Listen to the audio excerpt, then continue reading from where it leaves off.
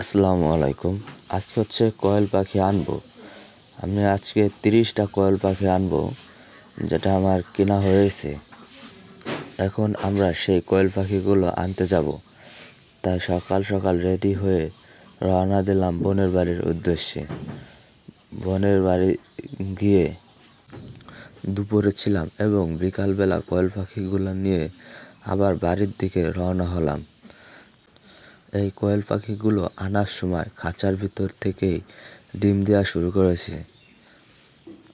আনতে আনতে প্রায় 4টা ডিম দিয়েছে, যার একটা ডিম একটু নষ্ট হয়েছে এবং বাকি 3টা ঠিকঠাক ছিল। তারপর সেই খাঁচাতে আমার পাখিগুলোকে ছেড়ে দিলাম। দেখলাম নতুন খাঁচা পেয়ে খুব খুশিতে আছে এই পাখিগুলো। তাই আমি এই পাখিগুলোকে তাড়াতাড়ি খাঁচার ভিতরে ছেড়ে দিয়ে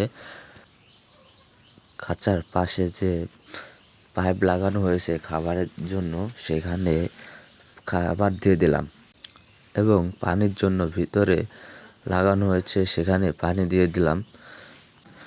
যেহেতু আমরা এই পাখিগুলোকে অনেক দূর থেকে এনেছি, তাই পাখিগুলো আনার সময় একটু ভয় পেয়ে আছে, ধরতে খুব অসুবিধা হচ্ছে। তারপর আলহামদুলিল্লাহ যে আমরা ঠিকঠাক মতো এসে পৌঁছেছি।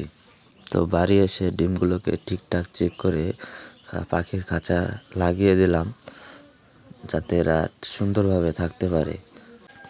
প্রথমে ভেবেছিলাম যে নতুন খাঁচায় এসে মনে হয় খাওয়া দাওয়া একটু সমস্যা হবে, পরে দেখলাম সব ঠিকঠাকই আছে। ধন্যবাদ।